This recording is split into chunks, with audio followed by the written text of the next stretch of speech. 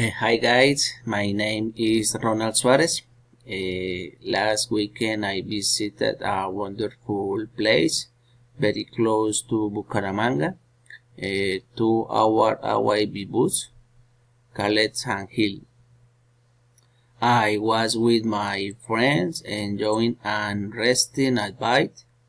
San Hill is characterized by having a beautiful park called the Gallineral, where is very frequent by tourists from all over, since it bright and very fresh air, and the people are very warm and friendly.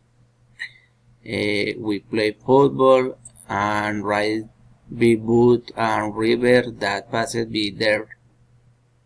In the night, we made a bonfire where we'll tell stories of our childhood.